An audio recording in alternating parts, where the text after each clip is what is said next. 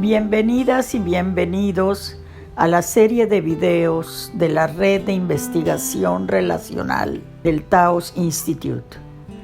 En la misma exploraremos la investigación desde una perspectiva relacional. Escucharemos a personas que trabajan con un proceso de investigación de estas características y aprenderemos acerca de los valores, conceptos y prácticas relacionadas con dicho proceso. Para comenzar, estas son algunas de nuestras ideas. La investigación desde una perspectiva relacional encarna una postura filosófica y co-creativa.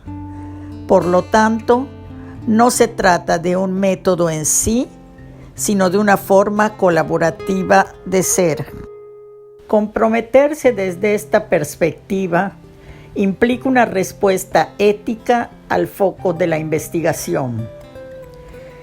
Reconocer que la realidad se crea a través del lenguaje y las estructuras sociales significa que también se puede volver a recrear.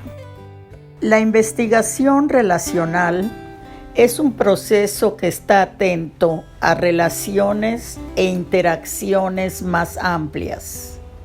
El propósito es expandir las posibilidades y co-crear potenciales transformadores. Esperamos que disfrutes de esta serie y te invitamos a unirte a la conversación. Karina Gershberg, con Rocío Chaveste y Papusa Molina. Trabajando con discapacidad intelectual. Karina Gershberg, directora general, Senderos del Sembrador, Argentina.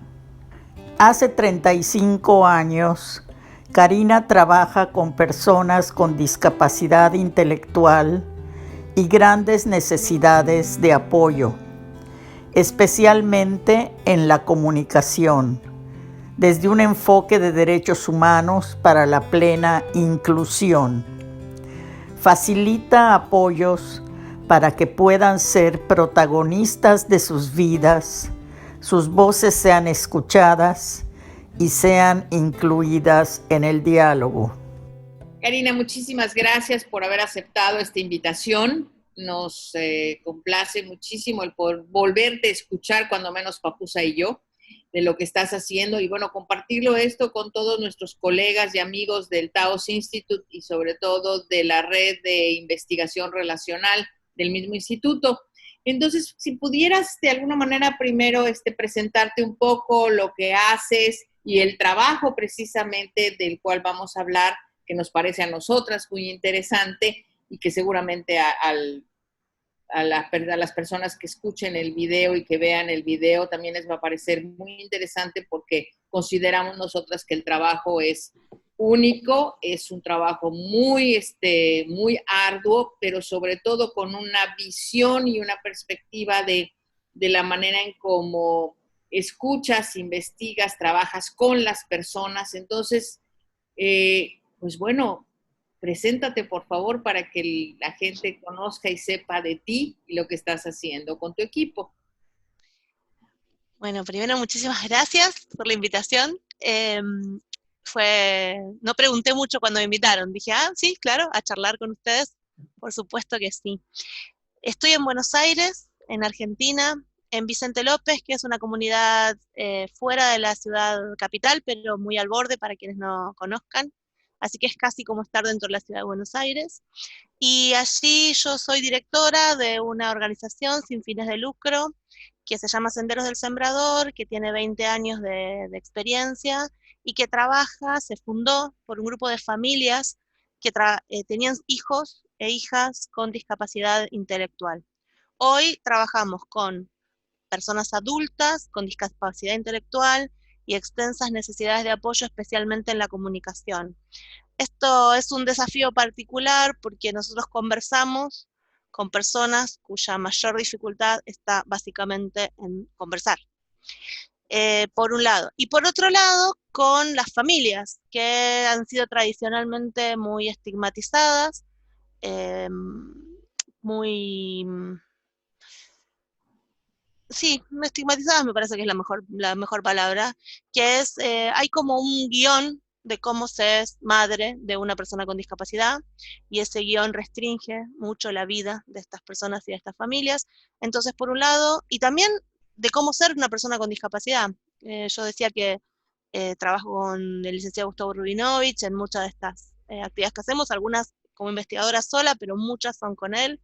Y una de las cosas que nos preocupa son estos repertorios posibles en los que uno puede habitar para ser y para estar viviendo, y cómo podemos, a través de esta idea de conversar y de ir abriendo otras posibles formas, y sobre todo ir deconstruyendo estos guiones que nos restringen y que empobrecen tanto la vida de las personas. Okay. ¿Nos podrías un poco platicar cuando hablas de esta parte de la investigación, cómo la haces, ¿sí? ¿Y a qué te enfrentas en estas circunstancias? Pensaría como en dos ejes. Uno sería la investigación más académica y otra sería la investigación continua. Entonces, si les parece, yo la dividiría en dos partes. Adelante. La investigación continua es parte de cómo nosotros conceptualizamos la ética profesional. Consideramos que para ser profesionales, nosotros estamos, primero que nada, practicando, o sea, primero que nada estamos trabajando con las personas. Y para trabajar con las personas, nosotros tenemos nuestro contenido teórico, nuestra filosofía, nuestra postura, pero antes que nada tenemos frente a nosotros a esa persona. Entonces, nunca el marco teórico puede estar por encima de la situación relacional. Pero a la vez creemos que cada vez que me encuentro con una persona y me encuentro en la postura de estar en esa conversación y estar en esa relación y queriendo ser profesionales de ayuda, me encuentro con preguntas, con dificultades, con situaciones en las que no sé cómo ser de ayuda. Y vuelvo a la teoría y vuelvo a pensar. Entonces, tengo una instancia donde pienso con la persona, tengo una siguiente instancia donde pienso con la teoría, vuelvo a leer, leo por todos lados, y no solo con teoría, porque creo que también como profesionales necesitamos alimentarnos de literatura, series, música, que me permita pensar en esta experiencia. Converso con mis compañeros conversacionales, con otros profesionales sobre lo que me preocupa, no sobre la persona con la que con la que estoy trabajando. Siempre esta idea, creo que Jarlín dice muy bellamente, que cuando se conversa después y se planifica qué se va a hacer, bueno, primero hay un poco de romantización sobre lo que uno intervino, y después mucha hipótesis que no es útil, porque todas esas hipótesis que nosotros hacemos sobre la vida del otro interrumpen la conversación mucho más. Entonces, esta idea es cómo somos profesionales y cómo vamos investigando nuestra tarea, primero trabajando con las personas. Digo primero, pero no es primero.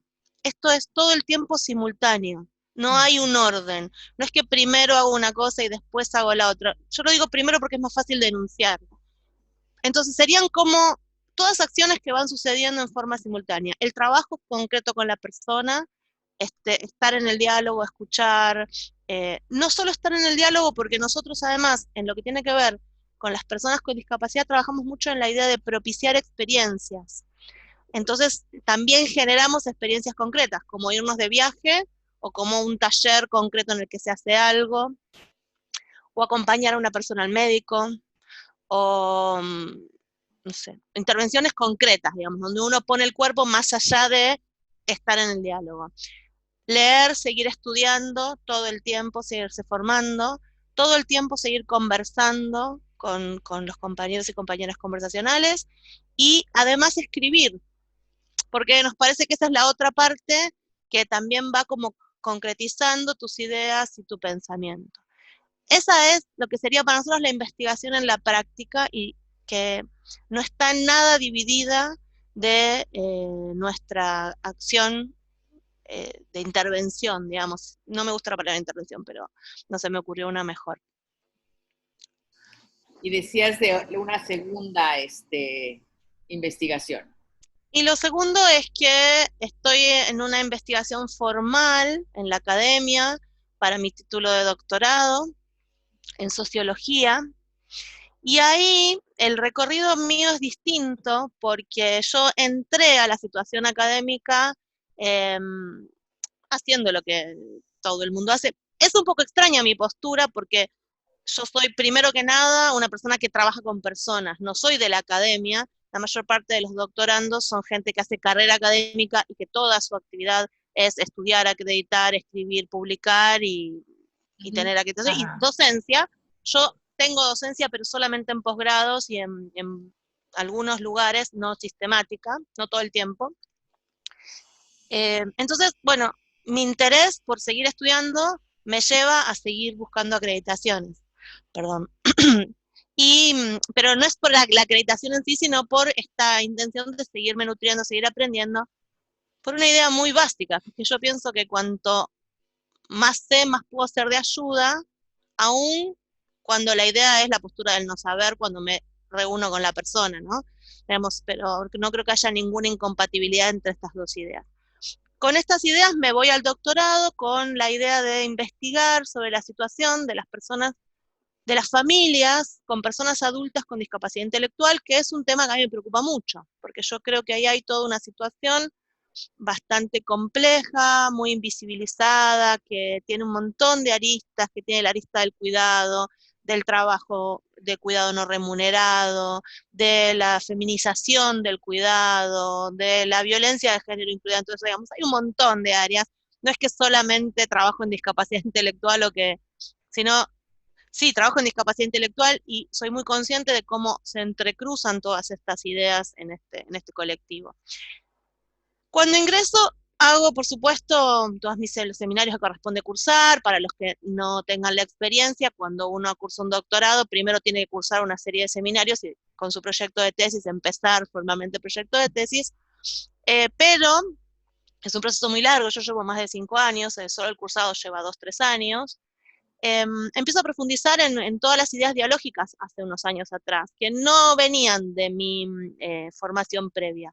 Si bien yo tengo una formación previa, tengo una formación medio extraña, tengo muchas cosas diferentes acumuladas a lo largo del tiempo, dentro de ellas tengo una formación de counselor, de consultor psicológico, que es una carrera que en Argentina está muy desprestigiada, si bien es oficial, tiene título y todo, muy desprestigiada.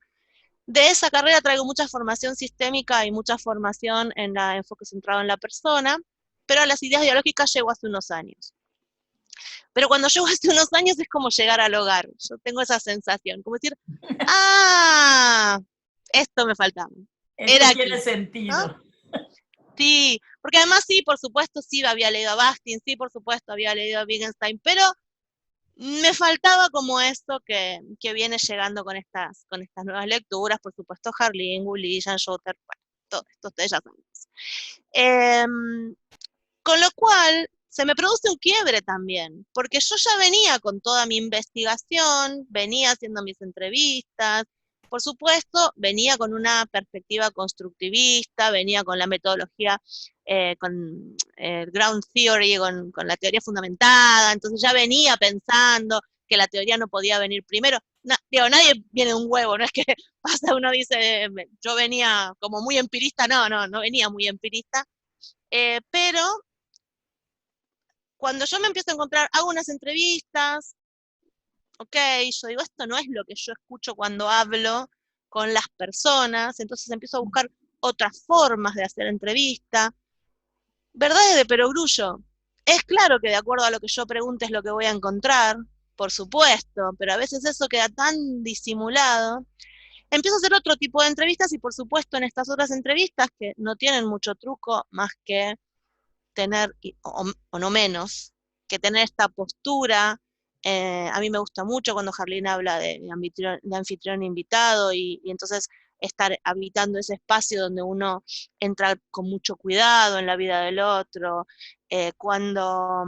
También me gusta mucho esta idea del no saber, porque me resuelve, claro, muy difícil, pero me resuelve un tema de conversar con mujeres que conozco hace 20 años. Pero es totalmente posible sentarse con alguien que uno conoce hace 20 años y que te ha contado 1000 veces una cosa y con la postura adecuada ir con curiosidad a esa nueva reunión, sabiendo que aunque el contenido parezca el mismo, este contenido es único porque este encuentro es único, y con verdadero interés por escuchar lo que la otra persona tenga ganas de contarme. Cuando empiezo a entrevistar de esa manera, me es absolutamente imposible analizar las entrevistas categorizando lo que las mujeres estas me cuentan. Así que ahora estoy en un poquito de una encrucijada que todavía no sé cómo se va a resolver, y quizás, como dijo Joseph Dolce el otro día en una reunión, quizás el papel de doctorado es lo que voy a abandonar, no lo sé aún, quizás no, porque lo que sí no voy a abandonar es en esta idea de sería absolutamente injusto categorizar lo que estas mujeres dicen y fragmentar sus opiniones y sus ideas y desmenuzarlas y analizarlas de una posición del saber que no tengo. Entonces, mi búsqueda actual es ver si puedo ser una testigo fiel, reflejar estos testimonios y acompañar a que se puedan contar estas historias.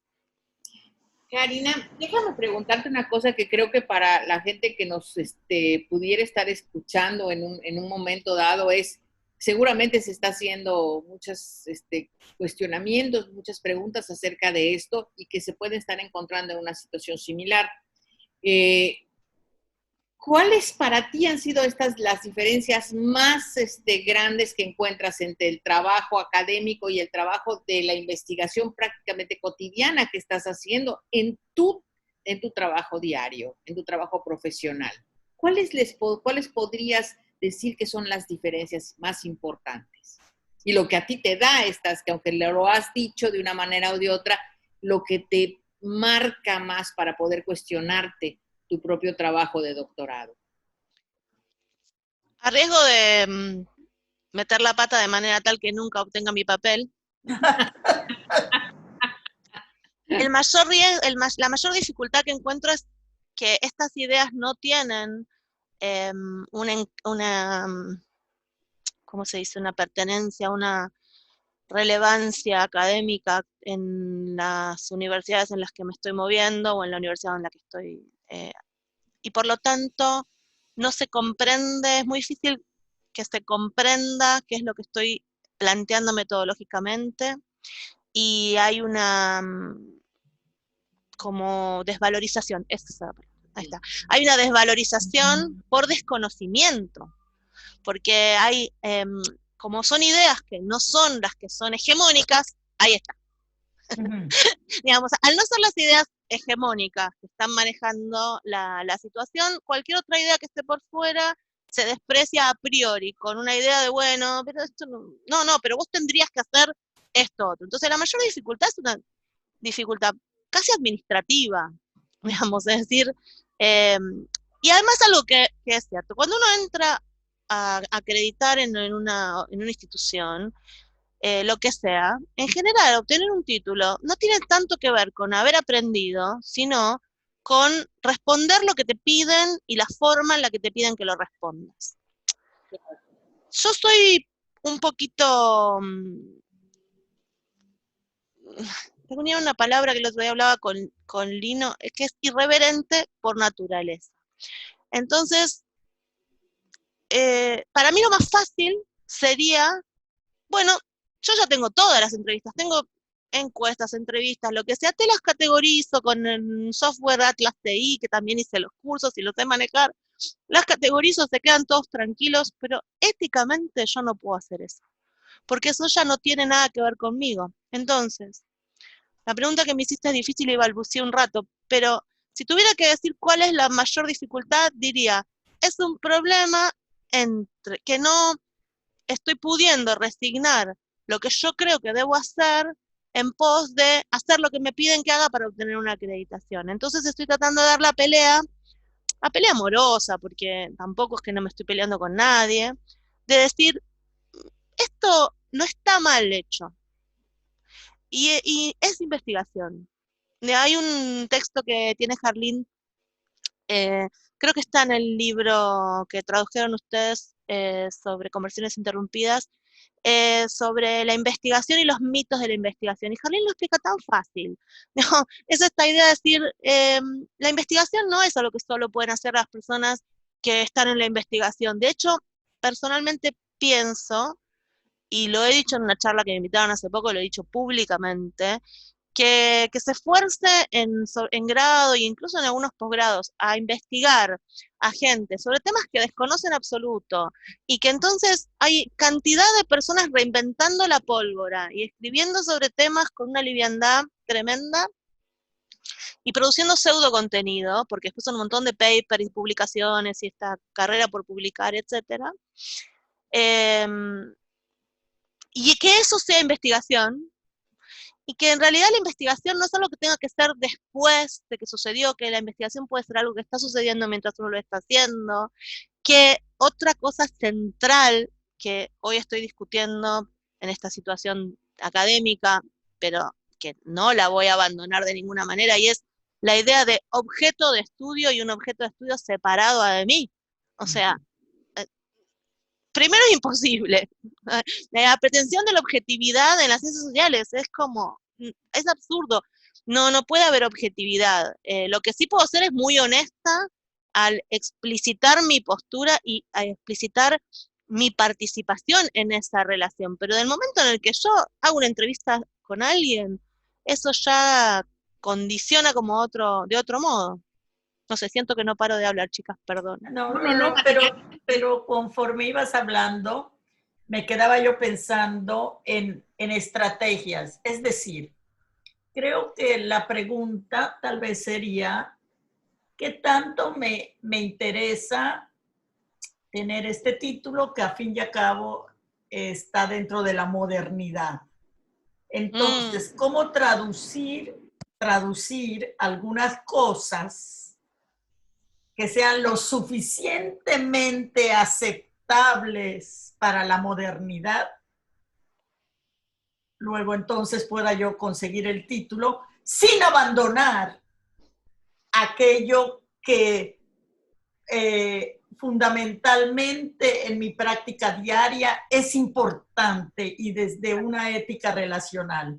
Entonces, creo que por allá va mi pregunta. ¿Cómo sientes que en lo que haces pudiera haber esta posibilidad de traducción para que sea lo suficientemente aceptable sin perder esta ética relacional, este compromiso que tú tienes con la gente día a día?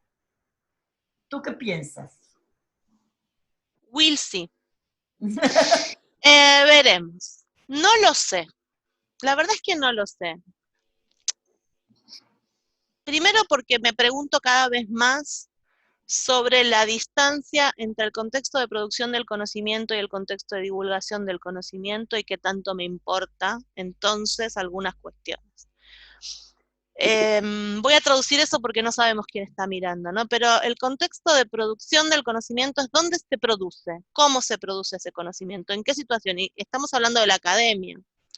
Perfecto, ese conocimiento se supone que se produce de manera tal que le da estatus de conocimiento válido en este punto y que debería llegar de alguna manera a mejorarle la vida a la gente, quizás a través de políticas públicas. Bueno, esto es lo que nos dicen a quienes estamos investigando en la academia. Esto yo no sé qué tanto es así, porque la lógica de las políticas públicas es otra, porque después es una situación endogámica donde los académicos se leen entre los académicos y entonces se investiga a expensas de las comunidades para que algunos niños y niñas acrediten títulos. Bueno, la pregunta no fue esa, yo sé que no fue esa. Yo fue si se puede hacer una situación de compromiso. Y mi pregunta sería, ¿y vale la pena? La verdad que estoy cada vez más convencida que no vale la pena. Que cuando yo estoy investigando en la manera en la que lo estoy haciendo,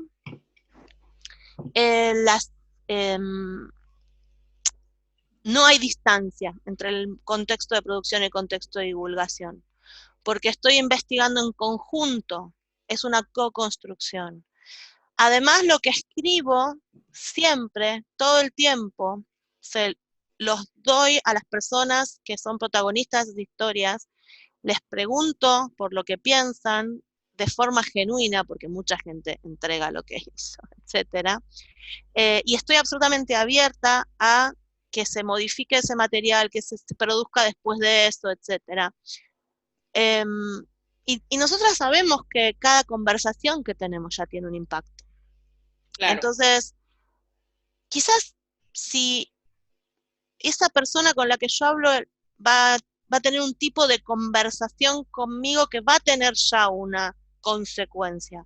Esta ética relacional, decía Papu, claro, eso me vuelve loca, digamos, ¿no? Eso es lo único que me importa. Entonces, en cada conversación que yo voy a tener, yo tengo que estar ahí totalmente presente, sabiendo que ninguna de las dos salimos igual de esa charla.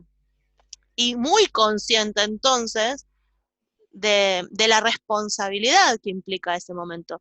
Por lo tanto, no sé si estoy interesada en traducir lo suficiente como para que les sea cómodo dar, que me den el papelito, que les sea a ellos cómodo darme el papelito. Creo que en este momento estoy en la búsqueda de que entiendan esto que estoy haciendo, y si no les parece, creo que hay un montón de otras formas de hacer este conocimiento visible. Miren, esta es una. Y, y que está muy bien, como no necesito para que me den otro cargo docente ese papel, puedo vivir sin él tranquilamente. En todo caso, sí estoy pensando cómo responder a la responsabilidad de la cantidad de horas que estas mujeres me dedicaron, y bueno, quizás le demos formato de libro o alguna otra cosa, pero hoy te diría, ¿es posible hacer esto que vos planteás? ¿Es posible modificar un poco para que...? Sí, claro, creo que sí, creo que se puede. ¿Es esa la pelea que tendríamos que dar? ¿O tendríamos que dar la pelea de, bueno, qué tal si se pegan una vuelta, me encanta la del modernismo, qué tal si se pegan una vuelta por la posmodernidad, se vienen al siglo XXI y empezamos a hacer otras cosas? Cari, yo no quiero o sea, no quiero que nos podamos, o sea, que nos vayamos o que pensemos en irnos de esta conversación sin que tú pudieras, y a lo mejor estoy pidiendo demasiado, sin que tú pudieras como conversarles a nuestros escuchas o las personas que están viéndonos sobre este ejercicio que tú haces en la construcción de lenguajes y que cómo lo haces, ¿sí? De una manera en que para mí esto es algo totalmente novedoso lo que estás haciendo, la manera en cómo estás mostrándonos la posibilidad de la construcción de nuevos lenguajes en situaciones que aparentemente son prácticamente imposibles.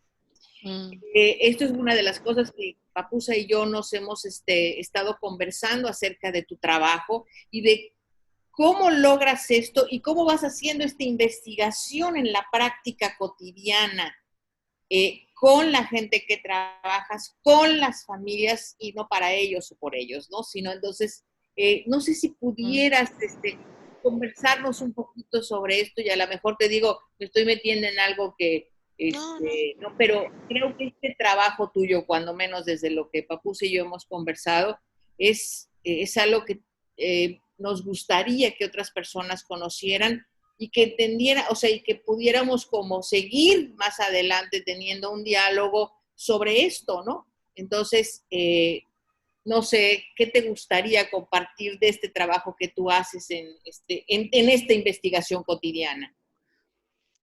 Buenísimo, gracias por la invitación a contar sobre estas cuestiones. En principio, no es mío el trabajo, es un trabajo en equipo, y sobre todo con mi compañero conversacional, que es Gustavo Rubinovich, y que su influencia en esto es central. Él trabaja hace muchísimos años, la misma cantidad de años que hace que yo trabajo en discapacidad intelectual, y que estamos hablando de 30 y pico. Él hace que trabaja con sordoceguera y sordera. Entonces, ambos estamos, toda la vida hemos conversado con personas que tienen alguna dificultad importante para conversar.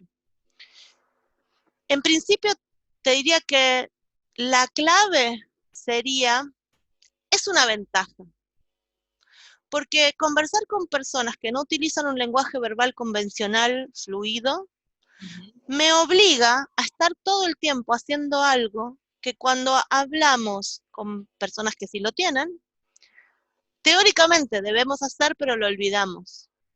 ¿Y qué es? Escuchar, explorar por los significados, tratar de entender lo que la persona me está diciendo, desde dónde me lo está diciendo, en el sentido en el que me lo está diciendo. En general, yo digo, esto teóricamente lo compartimos, sin embargo, cuando uno habla con otra persona que habla igual que uno da por supuesto que claro, si le dice perro, tenemos las mismas representaciones mentales, por decir una pavada absoluta, ¿no? Pero para tener un poco esta idea. Entonces, siempre hemos tenido esta postura.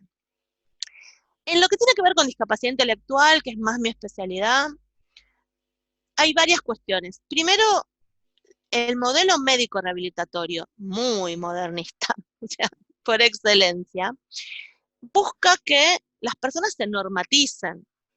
Entonces, si alguien tiene un problema en la dicción, el trabajo es poner una foniatra para que diga bien la palabra, y se invierten años en que las personas digan bien esa palabra. Y si la persona tiene muchas más necesidades de apoyo en su comunicación, no se lo veía como necesidad de apoyo en la comunicación, se lo veía como déficit cognitivo. Entonces, en principio, una asociación muy fuerte entre las dificultades lingüísticas y el déficit cognitivo, que no siempre van de la mano, o que no siempre están emparejados. Una persona puede tener dificultades en lo cognitivo, pero no tantas como las que tiene la comunicación, y sin embargo, sus ideas no son escuchadas porque se presume que no las tiene. Entonces, por un lado, una pobreza en la representación que tenemos. Por otro lado, me gustan mucho ideas de Miranda Fricker sobre la injusticia epistémica, y es esta idea de que a todo el grupo en general de personas con discapacidad intelectual se le asigna, como colectivo, menor valor a sus desarrollos, intereses, pensamientos, y también a la persona. Entonces, estas concepciones, cuando me ponen frente a la otra persona, ¿y yo qué espero? Y que me pida algo muy básico. Entonces, bueno, si va a hablar de local de comida rápida, no nos sponsoría a nadie, podemos decir McDonald's, Coca-Cola, eso lo entiende todo el mundo. Y no se piensa que esta persona puede estar diciendo más cosas. Como consecuencia de esto, estas personas se mueven en un menú lingüístico, palabras de Gustavo, es esta idea como utilitario, ¿no? Saben decir aquello para lo que se espera que digan, o para conseguir cosas, y su repertorio es siempre muy limitado. ¿Por qué? Y bueno, primero, bajas experiencias, también eso es cierto, nosotros nos interesa también la propiciar experiencias, porque vidas muy empobrecidas en muchos sentidos. Claro. Lo que nosotros hacemos no es algo muy complejo, en principio. Es dejar de normatizar, ponernos en una postura fuerte de el otro que tengo enfrente o la otra que tengo enfrente es una persona, y por lo tanto no recortar ni presuponer, bueno, o por lo menos escuchar mi pensamiento cuando me va diciendo, bueno, pero debe querer algo sencillo, y decir, tratemos de escuchar qué, y en vez de normatizar lo que la persona está diciendo, tratar de comprender. Decías nuevos lenguajes, Rocío, me anoté la palabra porque, y quizás sí, pero en vez de decir que hablen con las palabras que usamos nosotros, y entonces, por ejemplo, si una muchacha me dice turutito, yo decirle, no, es sandwichito, sandwichito. Cuando ella me dice turutito, como yo ya sé que eso es sandwichito, pregunto, ¿de qué? ¿De jamón y queso? Y sigo en la conversación. Entonces, ¿qué hacemos? Genuino interés por lo que nos están diciendo. Claro. Genuina expresión de mis sentimientos en la situación. No te entiendo. Ayúdame. ¿Qué me estás diciendo? Tengo una anécdota de esta misma muchacha que una vuelta me decía, baboles, baboles. Y yo no entendía, baboles, no sé qué es. Bueno, no te entiendo, pero me interesa, ayúdame. Y ella me dijo, baboles, fideos. Ah, ravioles. Perfecto. ¿Ravioles? Sí, perfecto. La próxima vez que ella me pregunta, me dice, ¿baboles? Yo le digo, bueno, de ricota, con tuco, con queso. Ya no le pido que me diga ravioles. En consecuencia de eso, su intención y su interés por comunicarse conmigo es cada vez mayor. Y se amplía su cantidad de palabras incluso. O sea, tenemos muchísimo mejor resultado que los foniatras, pero porque la gente usa las palabras para conversar. Que no tiene mucho más que eso. Aprendemos glosarios de cada persona, tratamos eh, de entender lo que nos están diciendo. Es una co-construcción, se van construyendo. ¿Qué nos critican? Nos critican que si la persona utiliza un lenguaje privado, solo vos la vas a entender, o solo la entienden la mamá y los profesionales dos profesionales que la atienden en la institución. Primero que no es cierto, porque eh, ya toda la institución funciona así, entonces todos conocemos estos diferentes idiomas que se hablan en la institución. Además, la persona cada vez más, como más personas conversan con ella, desarrolla más herramientas para comunicarse, se rompe ese menú lingüístico, se despliega otro muchísimo más grande, aparecen otros intereses, otras interacciones. Por otro lado, la vida de las personas con esta cantidad de necesidades de apoyo en general es limitada en cuanto a sus relaciones sociales, entonces yo priorizo un auditorio real frente a un supuesto auditorio infinito que no existe. Y por otro lado hay un problema teórico, ya nos enseñó Wittgenstein que no existe tal cosa como un lenguaje privado, porque todos nacemos y estamos criados en el lenguaje, con lo cual estas personas, por más que su utilización sea diversa o incluso pobre por pocas palabras o poco repertorio, viven en el lenguaje y están construidos como todos y todas en el lenguaje, con lo cual estamos bien así con esta discusión. ¿No les preocupa que sea un lenguaje privado? No, no nos preocupa, no existe tal cosa como lenguaje privado, no es posible, vaya a leer a Wittgenstein, pero si no quiere hacer esto, no se haga problema, igual esta persona tiene un repertorio, una cantidad de gente, y lo importante es que en esa gente con la que sí se mueve, tenga posibilidad de estar, de ser, de desarrollar sus ideas.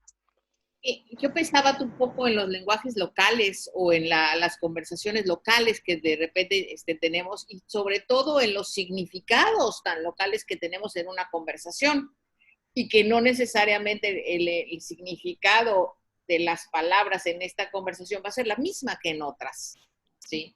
Y entonces, como esto, y lo voy a unir con la parte con la que tú iniciaste, ¿no? En este momento, en esta pregunta es, bueno, a final de cuentas, en cada situación vamos construyendo, vamos haciendo con el otro lo que es necesario para podernos comunicar y no tiene que ser lo que o la normativización o la normativización de las palabras del lenguaje, sino construyendo con cada uno y se vuelve una unicidad o algo que es único, a final de cuentas, como tendría que ser en todos los casos, sin embargo, y que muchas veces no lo hacemos porque pensamos que ya sabemos lo que el otro nos está queriendo decir.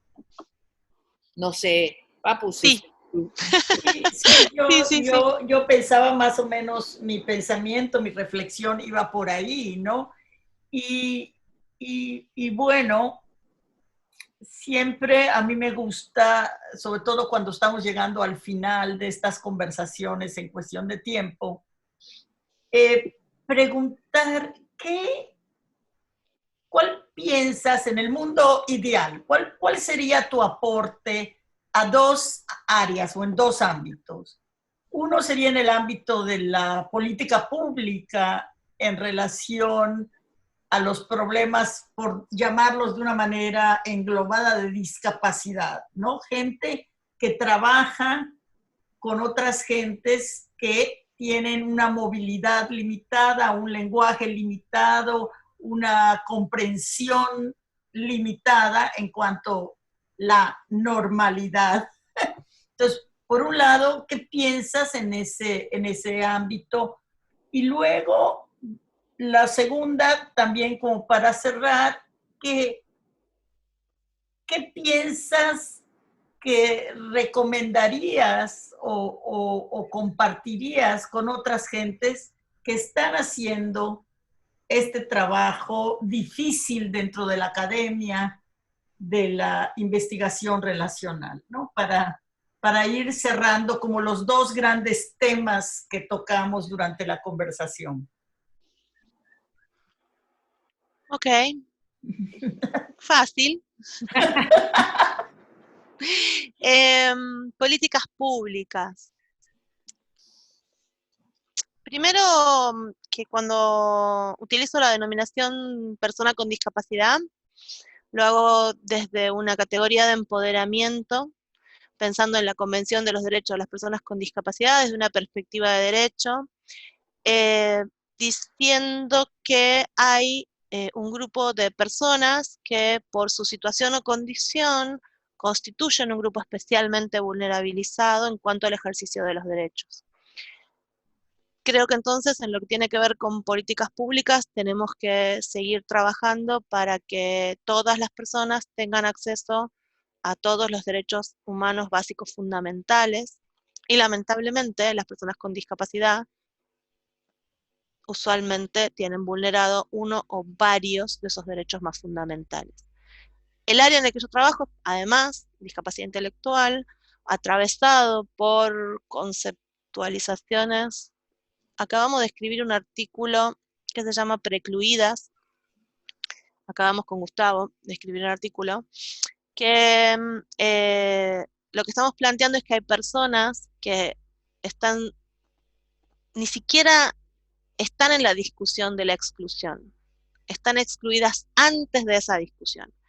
Entonces, que tenemos que seguir trabajando para el ejercicio, y digo de los derechos más fundamentales, estoy hablando del derecho a decidir sobre el propio cuerpo, a decidir, a ejercer la sexualidad, a tener trabajo, a una educación de calidad, a poder participar en la educación, bueno, derechos fundamentales, no estoy hablando ya ni siquiera derechos de segundo o de tercer orden. Por otro lado, la situación del cuidado. Las personas, hay personas, no toda persona con discapacidad necesita, pero hay muchas personas con discapacidad que van a requerir apoyos o cuidado. Hay toda una discusión en el área de discapacidad que desvaloriza un poco la idea de cuidado y hace mucho énfasis en la idea de apoyo. Yo creo que son ideas que pueden convivir y que el cuidado existe y es real, y el cuidado tiene una perspectiva de género, y el cuidado está feminizado, y el cuidado es trabajo no remunerado. Entonces, desde las políticas públicas me parece que reconocer estas cuestiones y empezar a desnaturalizar que si, por ejemplo, una madre, yo trabajo mucho con las madres también, una madre tiene un hijo con discapacidad, no le toca de por vida las tareas de higiene y vestido, incluso porque digo, yo trabajo con personas con discapacidad adultas, sus madres tienen 70, 80, 90 años, y por ahí tienen que seguir bañando y vistiendo a una hija, un hijo, un hijo que tiene 40. Entonces, y eso es porque hemos naturalizado que ese cuidado, en vez de ser una responsabilidad compartida entre el Estado y las familias, que también es una idea que a veces parece disruptiva, pero el cuidado es una responsabilidad compartida entre el Estado y las familias, por eso, por ejemplo, tenemos escuelas, existan estas opciones de apoyo y de cuidado para las familias. O sea que en el área de políticas públicas creo que tiene que ir por el lado de el pleno ejercicio de derechos y por la visibilización de la situación, ¿no?, del cuidado y, por supuesto, barreras y accesibilidad, ¿no? Eso desde ya. No sé si eso respondió a la primera. Sí, sí, sí. La segunda, respecto de la academia. Yo tengo como una idea que es, ¿cómo podemos ser profesionales? No puedo concebir el ser profesional sin la formación constante. Y esa formación puede ser académica o no académica, No toda formación académica es buena, ¿no? O más bien todo lo contrario, ¿no? Hay alguna que, Dios mío, nosotros en el área, básicamente mi chiste viene porque en discapacidad lo que sale formado de la academia es tremendo, no pertenece a la modernidad, pertenece todavía al oscurantismo, les diría básicamente. Así que bueno, pero digo, no concibo un ser profesional sin la formación constante. Entonces creo que tenemos que todos y todas seguirnos formando lo más que podamos, pero que necesitamos además incidir. Entonces es imprescindible que seamos productoras y productores de conocimiento. Eh, por eso pienso que estas ideas de investigación relacional y que estas ideas de investigación en servicio, cuando uno está trabajando todo el tiempo, tienen que ser centrales y que tenemos que ir empujando para que se vaya haciendo lugar a esto y vaya ganando estatus. Quizás ganaremos y quizás no. Por eso no estoy tan segura, volviendo a la pregunta que me hiciste antes, Papu, si la solución es el compromiso. Si la solución es veamos si nos amoldamos y no ser tan incómodos, o si el camino tendría que ser que seamos incómodos. Y si le estoy hablando a estudiantes más jóvenes que yo, que tengo 51, voy a cumplir 51, y le estoy hablando a personas o estudiantes que tengan 25, 28, y no les pidamos que se conformen, pidámosles que vayan con los tapones de punta, pidámosles que vayan a golpear fuerte y a decir, no vamos a aceptar una investigación sobre las personas, vamos a investigar con las personas. Okay. Pues muchísimas gracias por este espacio que nos has brindado y sobre todo, ¿no? Seguirte invitando a seguir participando con nosotros en estos encuentros. Por un lado, creo que a mí se me ocurrieron algunos temas para seguir trabajando contigo y seguir invitándote a que participes con nosotros en esto. Y también, pues, nos encontraremos en otros espacios. Te esperamos pronto. Muchas gracias por haber estado con nosotras. Un placer que me invitaran, primero porque me dan la oportunidad de contar lo que uno hace, que eso siempre está buenísimo, y divulgar estos temas que nos resultan importantes a las tres, creo, ¿no? Me parece que seguimos empujando. Así que muchísimas gracias, muy, muy divertido participar.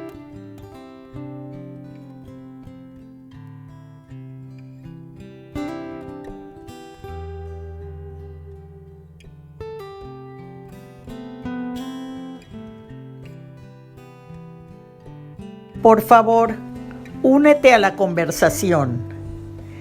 ¿Qué captó tu atención en esta entrevista? ¿Cómo crees que estas ideas reflejan una orientación relacional a la investigación? Deja un comentario en YouTube o únete a nuestra comunidad en www.taosinstitute.net/relational-research-network. Agradecemos al equipo de liderazgo de la Red de Investigación Relacional por la visión y la dedicación para hacer que esta serie de videos cobre vida.